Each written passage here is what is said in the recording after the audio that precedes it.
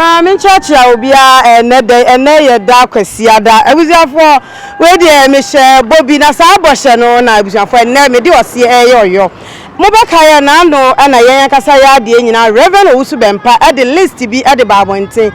na list na efa asofo mu firi nyame ho no ka asa enso ha de aka na ewo ho a wode beba na me mpese ono abeha ne ho no anantiti samre no mia maba Reverend Owusu Bempa so fie wa mi ba ya papa ho ma ba je list na aka no ti abusuafo we de me nsa mu mre ne madaje we de muni machi na de besi bia no me fa ne nyina enso mo ma de nyina wa hene ba se wa bonsu nie ene ya ba bedru enkran mu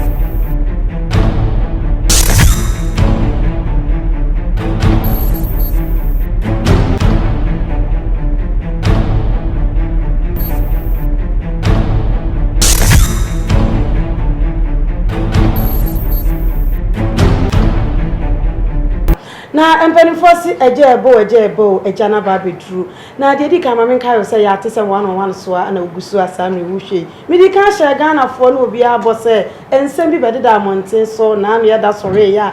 papa ya de nyina eye prophet Owusu Bempa e de list bi ba bonten asofo mi nya medwuma na eje obeka ye ni kasa ye mu no o kan se wa nya ni nyina e na ode ba na emum di aka e chire no de bebre ene mi ametutu me na aba na sore de mu ene wode list na ebe ma me na me dia bremu no mo mfiri nyame no ene ma wonim se cost trouble ba sa na nyame a de mo pe no mbetimi aye eno ache se sofi o ware a no wagyae e ho nsam ye beka eno ache dodora so ka bibi se papa yi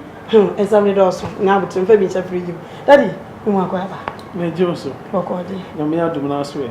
ye pa ene ne de di kan hye no kre ho nsam papa wote metini nyina ye yo pa wote atisi ye yo eno kra na ema me ye kase ya wo sa de na eyo se wo fa nyame adwuma to ho so a sane ema ne de se de tibia beto eno ntina Jesus kan se moma mo ho nsepem na moma mo ninje fi se mo katua so osoro sanse sa na otan edifo mu di kan na nyame adwuma no se nyame fro se obeye adi adwumadi a ana odiyifo a ana timdidie de ampa ho da otan en wotaye okay ohia Jeremiah otumi kase awrade akasa akire na anya obi de ne akina kotu otumi kasa ma ne twi wo hene ne akina kotu enu nti no eyade a wo ho okay my uncle na main issues so nansen yada sorry ya ne ati so the list bi aba bonten si asofo ye omo ye nyamedwuma obobo omudi wo wie wo se nye nyina na etim de bae na ebi wo ho nti achi wo de beba me mpesa obese wo mro be ha wo ene palestine mame me moboma wo de eti se man se na enye radio man se da se me kobobo asofo kredi na radio station bi frame na obi e kasete ya Ghana asofo se Ghana fo asofo nkwala no mayira wo takra de mo na mo siese bu hu ade mo na mo siese mo bompa ya mo ya asofo ti nyame ntimi mie mo ni ma mu hunu ba bia nkwala no wo mo na mo se mo hye nkoma kase obi bewu a mo na mu hunu na mo na mo timi hye nkoma obi be Ghana president na adinti na nkwala ya yira na mo ntimi mekire ba bia nkwala no ti mo nyina mo nya papa mo nkama no nti radio station ni frere eno bu sami asem e fa sa asema abrante ne kan no me so mi yina no me kasa mo nkasa sa okay sanse o se die ni die manyame asofo na Ghana fo bi no emu asofo na Ghana aye wasofo wa ha ani munye hunta ni nya mo ho ani wani good na me feel sense bebrebe kra e ka e de to asofo so na na enye sa neti okay sane ya neti intino ma obi ntra radio no so nkasa sa na me de me feel say asofo betumi abompa ya me hu kwala na asemi ba ye me hu opani bi a wa ba bonten abeka say ye hia Ghana asofo mo a because asemu approach for nsem na me ogidi a Ghana police for mu so mbetumi aye ame hu kwala no so na me Owusu Bempa a me ka say se obi e wo gidie wo nyame mu e wo gidie wo mi wo su bempem na so frɛ me kase ya mompae ne ehu nkwala na I'm ready to do it na yo mpanifo bi o Ghana na me bi kura ya man mpanifo te se ya man pani o te Ghana konya so o gi Ghana so fodi te se ya papa Atamels e onya ne ba bi ko no o gi Ghana so fodi o nyam soro ni ya papa John Dramani Mahama o gidie wo Ghana so fodi eno ntino me dia me feel so man pani mpo frɛ me na so kase ya moa na ya mompae metimi agada asofo no bi am ya bompa ya me hu ba bi ankwala nti ne nya de a ehu awrade a ebida na be go to Elisha say owo mi fie esu Syria hene plan for Israel hene hu nyina no Elisha hu ni am o ka kire Israel hene e ma na Syria hene kura free so bi na free ni mu adi information come Israel hene no opani bi ka say da bi odifo bi e fa na Elisha ohu ade na ne e be ka bia wo ye palace hanom no o se ni fie no ohu nti da me ba unka bibia umubo asofo bi omufiri nyame dia me ka papa me ka be si wasem enti akoba ase me kasa wie yi e wo radio no so no ade a chin Tuesday yeso ye aso the Tuesdays na me preaching bi na ye Apollyon Abadan sunsun bi a on de oson a enye e ba asa so on hwe asoma enye nyina so ti me ye teachings na me kire se te so obi twa Ghana asofo mpo asofo nya ne mfiri nyame na ne o twa Ghana asofo mpo no hwe ye ne o mom didi Ghana asofo atem fisanya nsema ye tefa asofo nyina ho ene enokre na me wo su bempa me kase minima asofo bi o Ghana kroma no a nyame de o mo ye adwuma pa o mo make impact o mo ye papa no asofo o mo make impact in that word in the man too oh me kan asore dem he ya say video no kra ho o pa me wie kra metimi amo so mo twa ba bia na me bobodi ni pe ba me preach ni nyina de o man fa ama good ba ni nyina so o ped ni nyina be man no ati ti asofo o ma make impact e wo krom ha na asofo a nyame de o mo ye adwuma na wo say Ghana for ya appreciate wo mo ne ma o ma mo o mo krom ha to wo hwe asofo a enya brochire nko na asofo papa ne bi o Ghana na me boy papa Nicholas Danka Williams Archbishop ene Archbishop Asarbedi akon me kan sofo Dakiwon Mills me kan sofo Penny opoku nyina Reverend Istud Anaba in fact me boy abo sofo su ansa ebo osofo te so mo doso sofo enyanim buadu ye sofo Penny me papa Reverend Victor say me papa Ransford Obe me papa Bishop Kwampuku me papa Kwamfodio me ankasa madam for Sofo Harrison Church of God me bo Sofo bebrebe I mean to me cry and cow nyina din sesi and na me say ma mo Sofo bi din e wo sa enen kyerekye ma no nkyesa sa Sofo no mfiri awrade na Sofo bi ba Sofo mo firi nyame nyina din because some don so kwa more than 80% of Ghana ma nyame de o mo ye adwuma na ma ye ma asofo ba ko mienu pa bi ene ma bi no mo mfumso bi emfa ma mesai asofo papa mo krom ha na ekwa ba mu a mesa ba bo asofo no bebre kura mo firi nyankopon din ama Ghana fo nyina hu man kasa me ba bo asofo din amamu a na ebo so asofo din amamu a ebira nyame nyi nkyere me nti kobọ ho mpaye se erade na me sofo firi nyame ana nyame nya be yi a kyere ma me ka wo ya ni hu poni paye wo sa asemi me kura na mfi se me lift Ghana asofo because enya asofo nyina no mbegina mo property akasa asofo bi ameki impact anasa asofo bi ejenu anasa asofo bi papa that one me so asemo so we nyame sofo na wo de edin obubu obi din se we free nyame wo nim se wo create confusion there be mean create confusion because enya obi edin na obetimi abo obi wo sehwe obi oboga o ye nyame dwuma but edin na abo enya waso aya asofo mu edin ena na wo bo senti na me kan se wo de wo tan to asofo senti na me kan se ma mo sofo bi din a eno nte so free nyame ena sa sofo bi okroma no ma make impact but ma mo mi di me ankora ma sofo ma mo mi di me kra ma mo mi di hanti na kono ka me bi sa se te se wo no free nyame ana wo free nyame me de ubusa nkrofo a o mo ba ma sorry o mo nim me free komase free me mo fra brem tama me preach e wo cars mu ene marketplaces ene nkrofo mo tete mo nyamdwuma Bishop Kwampuku mo ma me fia me tena mu komase asafo obia no onimo osu bempa bia nim se nyame na afre me sawo good acho se ana me so kra ma me ni gidie wo bosom because bosom no kra wo no man krofo bi kokogye no me nyame aben me chance abosom ba bia nyame di maduru no me nyini se bosom bi ana konfo bi otumi ala bedu onim ye ne nipa na me hu bi obi kra bible pa so na koma mu nte de oye bia no ensem fata ba hu se nipa ni preach a wan hwa adana no wo be sacha wakoma nyina begugu nti sa we ndi ana menye convince ama me man hwe obi su emfa enjeje no because nyame o hwesoro no se ye kase ye hwe esu ene ban a ene yesen ka un read Psalms da because David no throw Psalms no na mfomye won ho pa even Paul kra no na o weaknesses enti ne duru tambia nipa bia ye nipa okay Bible say when na ye papa e was asusu a onye bone enti so Nyankopon timi ka se me do Jacob na me tan Esau odi Jacob ni Esau abra bototo ho a ye be hu se na ka Esau bi na ko ye pa akra chen Jacob because Jacob no ye dadafo okay because Esau upon say Jacob dada ni nyina echi ohun no ye na tu de ne bone echi enti ye ka se ye ka se obi suban pa dia na ka Esau suban ye but de enti Nyankopon choose Jacob no na Jacob tumi kwotena ne nana Abraham na ase kutie ya wa asem yawe eye Elohim asem enti opanyame asem fi ne mofrase eno na ma Onyankopon hu se no o se mede makoma ekodi sa ne ba wo yechi enti maame yakase ehwe suman de a sabi Abraham mpo no osu ni ba bi ya na nka yakase yaka na nka nye but the Bible nso se dua na ba na me hu dua kro na sa wo so kase obi kura suban boni bi ebi okura Bible a yanyini ni so e Kristoni a no I confused sababu kan dua na ba ho no na nipa pinti ase dua na ba no wanyam wo na wo se nyame do ye adwuma no udwuma die te sen e wo nyame yi sa ya ya kesi hu ene usuban suban dia ene nka mamsumi musa wasem me ba cho ohu no wa suban da ni ya wo me thank you ba so ati no wa ho abakasem da enti se no wa eti asori a obekubi na ya wo me ntimi decide for now sakamenti ya ntimi busa asa no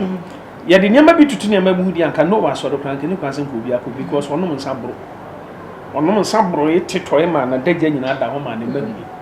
e ma ne ba ham akra edi ne ho fa but Bible says nsu nyina ono na na onyame hu se oye geni ye hwe Abraham sabi okofa ono ankasa na fana ye Hagar osakofa Keturah Bible say na Keturah Abraham the concubine nti no nka Abraham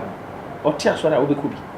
obi a wo concubine me nka sosofo bi nkofa mpana ba me pese ma hu se dua na ba no enye sa na tiwo dua na ba ne kire se wo yo sofo akotu nsuman okwa na odware wunuro no amma wa kwankire se kokofa nipa moja abra onu moja da bia najo ansa no ba begina popiti mu aprichi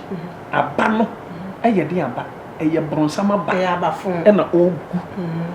ewo nipa abra okay na so me bisa de na se wo ye sofo a ho se de wo ken na wo twe wo mpena wono mo nsa we obi bia na wo de onko obosum so de na se nipa na enyame nipa se de wo si kan de na se na dabi men get me wrong ba me pese me kira wo se obi na obi nti ase yo eye very good so abusa de pese me kira ni se onipa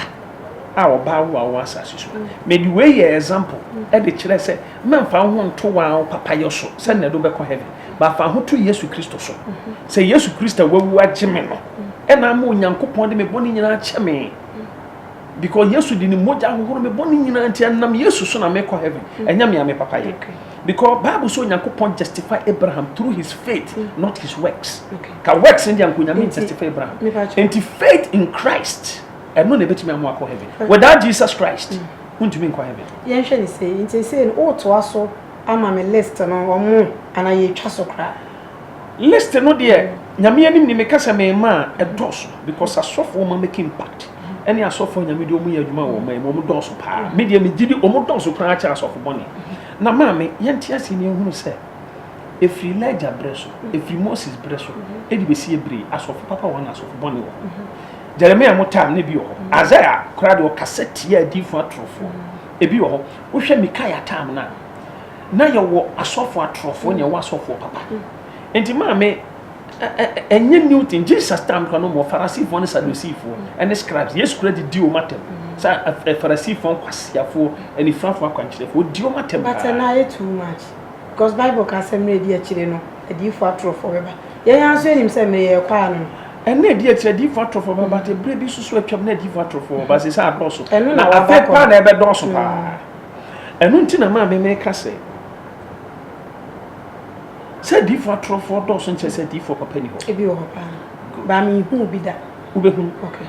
Something one penny. And I means me, if you see a woman, me who Yami software. Me say, I feel where she have been. Okay. Wonderful. Yes, I may come for me home. But one can say, Janek. Thank you. Okay. And I want for the attendant say,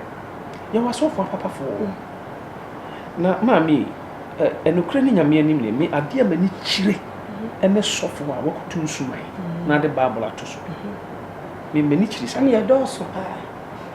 Enti ana nkofo so osu ben papa ntokwa de me tapla na me bufu ne se so fu mi nim pass wakotu aduru no de babla to so eso ono so so da no odi so for papa ate ye nyina ye hu bi so be da aka na odu gina property mu e na wo hyankom say vice president be na soma ahobonum kokum vice president eso wa wo ka say mi nim obi a wa ba be hia obosom so da okay minim obi ebi anu okosa kira ikonfo no okosa kira konfo be okodin suma ka kire maame no se aha wa ba na ye pa ne be timi abo me wadamfo bi ni nua yare serious ni nua ba me mo aso ni di me mo so fu ni na omu de na chini ani nua no ho nto no e na obi kire omo busum bi so e na omu tu kwan de na ko omu duro na ye ka kire ne se ya mamu nwuram bi ko ni pa kase bi aba ai ni kwase mo bi euro na maame no ni nsam ye owuska twem so mama boy sinska no mu bie no no kwa de ne ka ko hye mu na o man no mantwa ba bi na konya si ono na wotwe konkon ya so fu pani bi e okurum ha wagidin aga na fo agina tom wa pie fri bosom debo obi na e kon ya tesemu be se nipa na me am yonko okay wo de opa ye wi a me frɛ nipa na ofun so me better speaker for you to believe me matia enti opie na maame no so ekona sori maame ne kana sori mpanifo to hu na no se Jesus eno obo papa ne din papa ne dan no ho oba no se wa na kire wa no se ni nua me o se aha eye pa na ha wa ba ne ho beto enti koso bra ha na ho beto okay maame ne se no I confused because ono wa bakra wa hide tini nua bema papa pani na ni afi woni mi din komo no ka asem wi kire okay eto so bi so for penny bi so okrom ha no ase we so papa krache obi ya oji ni hu me na o ka kire na sofo no ba ko a sa ne sofo no aben ne pa se be bia mkwa me do beko na se me do ko na unya asetra papa unya yedie na unya congregation unya members bebre na unya sika ne ne ma kama mawa obetuma repent no atu sansuma na to eno sa no anya ho no asre nyame bone fache no nyame do bone becho God is my witness okay we abrantia mami wo me tinsem na me nkasa wo tina obi wo dia study mo obi on makam ya me fi no obi so on makam ya me fi ni pa nyesa me pento pa okay pacho so fi hwe ni sa asofo na manya wo se kwa kubu nsam enim nyansa se asofo ni bi oh yes ojitum se kwa kubu nsam de wayi nanim wasan na hwene so but omo munyi omo anim a nya atwom ena sebe mpreduasa kwa kubu nsam wo hwe na onya ahoya bara sofo no bebre ya ahoya because said dem pass so sofo pa nowadays ebe lift ni nua sofo say brewi ono ankasa nim se sofo we jani ba on lift o da on page on kakra mo bi nti say ntina emkrofo bi so se munya sofo so dempa frisanya sofo nyina akra na begina on property makamfo asofo foforo so mo ye papa abobo mu din na nka obi kura asankra na so dem de obeka se na me nkobo sofo bi din na me members ni bebre obi so se senidi amalist mu obebo odua na me nka nkyere wo o ye ndi anya djuma na ma me mitu dia bokra su o se me nya asem ni mobile money mo ntina maka nkyere wo se a me nti yanko kwa kubu nsam dia enti die nti ameka sa ne kwa kubu nsam me ne nya problem da me hu ne da se oni me hu ne da na obeka nsem bi ebedi dia di fatem na ma me din bem obo mi din di matem enya tem didie sabo ana akwasea ba se nkasa ntwie e ma obo mi din anya me de ene radio station e frɛ no me ne no mi na no pa ne de na no hye ma me ka ten so di abura me ne bi hia metinity afiri ho na me ko to Elijah au twitwa bala comfort but end de nya de me metima ko twa obiti ba na sunsun nsem na meka me cassette ya papa ya me de me di na tem but de e me nwanwa ne say wani matem bi what you asmo kan wo say wo ye pani me de me di batem da wo be di matem say de kura me di bi na sofo ebe ya nka nya botre ma me bi kura ebre bi ba na mo so me ba be ye sofo djuma ne bi okay and ebre bi kura na me ba be ba wa sore aba be sacrifice Yesu aba be ka o mo bo ntwene ne ho ne abɔ ntwene ato djuma yi awrade aye nti mema abunfu o kansa na pemme efiri hoko ma no nto na num bi o ye na djuma na mo so me ye madjuma na ade a o ye me nwanwa pa ne se wo ye konfo o ne nyame ni party se me enye fine na me so me ne nya fine me friend do no so friend da na ma me mfa me ni se kura hu no physical say da because hia me se me hu no okay me ntano because we nyame abode me pe so obesakra me nkrofo me ensa bi wo Ghana kurum ha me bom person kan nyame masa nkrofo no nsesa me wi a me bom din a kire wo enti edi fashion kuma me nan kren ko oh me wi aba ho pa miss me refi akai me enti sa yi konfo yi onye sofo konfo kwakubu nsam yi ese adentina blast half omo ko Nigeria sofo bi ho ama sofo na bompa mo ma bra ye wa sofo papa fo Ghana ha tie ni yo enam said you in interview ni busan say asofo pa ni emu ni hwan ebi hwan na wo ka hwan no ye papa o Ghana because wan say asofo el Ghana o mu nya papa every kwakubu nsam no was oh na say prophet as they go su ben pasi where sofo papa na sofo no kra blaster fo ko no Nigeria enya ne yonko kra ne sofo o su ben papa e wo nyame mu onye sure say anka oda ntina se kwan yetene enya sa me ka no kra anka oda ntina me ka chiro say oh so wa mo me di no obo sofo fufuro di nkran ka me kan fo no me nya selfish but there me nwanwa ne say conform put me presi asofo presi sofo na sofo timi gina poppet mu cassette ya ni nua sofo nti kwakubu nsam no sabi impre biasa kwan bi so no utimi so ahoye ani ni mu na maame enye easy se konfo pa ebe presi nyame nipa enye easy okay asofo do do se kra no betimi agina poppet maka se sofo yes of papa timi kra me gina me poppet mu me kira asofo o mo make impact eya de o se kan konfo kra mu se impact o me se die so mo ye nyame adwuma asofo ni nyina ye nyamdwuma na ye ka impactor asofo a o ma ye nyamdwuma ama o nyamdwuma no edi adanse na mfaso so pom ya asofo mpanyifo ma me ye ho so me ka se o mutwa list no pe ho no mutwa de bai but full messages no when ya me kan ya kra ka se Apollon Abaddon no on ne hwe asom nyina so false religion on the na ye na ho hia ye list na ne hia wonderful enti wasisi ne thrones mpo ewo asori dan bebrebe mu te na okwa asori ya no are very careful men kwa asori in the name of miracles kwa asori se okwa kosum nyame ukobɔ mpaye ukotie nyame asem oka se okwa asori in the name of miracle wan hwe ya na so for bia connected ama demonic kingdom enti ano na meka ye na me kire mu ahona ma bubu na asofo mienu bi kura o makasa atia me bomu di sofo bi say akwasi ewu a ne nya ne bone ono kura me hunda da bia odi mate nanu ya nkramofo esu ba yesi obedidi matom poto me kai brebi o kaseti ya me ma me fafu me frɛ me babi ewu kumase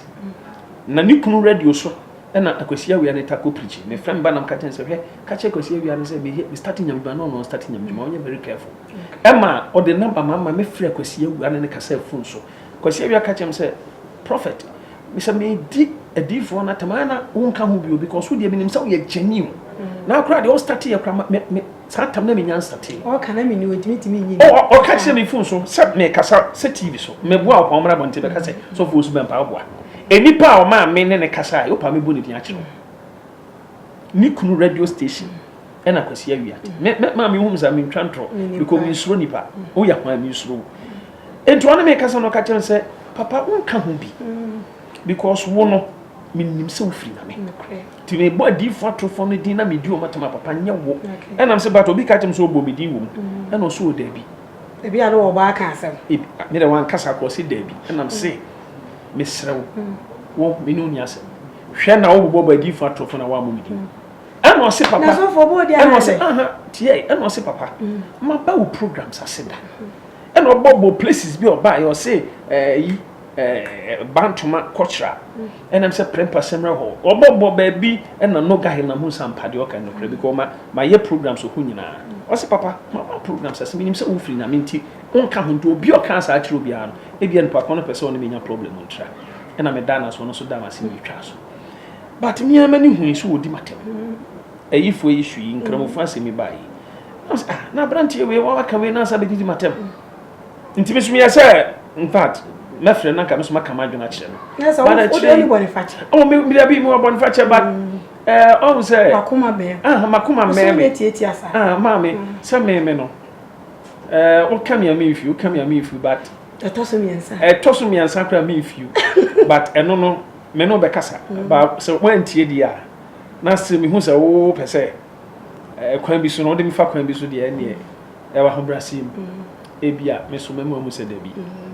yeah, the cop bomb so but person ka wie kwaku bonsam reason na ma o kan enu nti asema kwaku bonsam kan na ma akotwe saase ma be etime se kwaku bonsam kra ka sofo furu bi se sofo istud anaba anase bi asofo mperifo bi ti se prophet anomo a ka me presi no okay tinya mi di a boye ene madum tv we asofo be pa madum ne se aka me no quality wo hwe asofo da bi ma me so madum tv aka me no mi nkwa na dem obi anso ne emfa ne se sofo be pa na hwe a kwaku bonsam no nya asase man be tere wo doso mo fire na se o asofo no de bebre nya papa be man be 3 bebre ni nya papa but me no nya me na nya me di atemu ahye me nsa okay temi die so wo be je di se we MPP for so me nya pipi nkwan so for mama papa ne first time da people ani wa me nya pipi for nkwan so for na me ba bi anya me wo na ho na mo me join Nyankopon political party ti say Nathan say na onye Solomon me asem da bia meka Satan mukra me ne ya papa bi ay frɛ na asase jima ye kwa ayi ne farms ewo aboko bi ko bompa ya NDC ya papa Rollins Satan no ne papa kofo na stand na awrade bi emani na awrade kasa chem say papa Rollins e be win election no awrade fam so share hon kom worion me ne Bishop Salif Amako program so na plaza ne simi no say jata eno oso no ntoka na mo se jata na defeat oso ne jata ne jino no my papa Rollins na sa election na papa Rollins e be wini ampa esi ti no chese na me NDC and so nim say MPP for paper way so for went me anka hwe opambo no mko ne nchen so ati ase na ma so for yi omo bre omo ho asema no na nyame adom omo ba power so for na wo ha ye de ya opambo wa akra oni omo ben went me amon pae oh mama ana no wada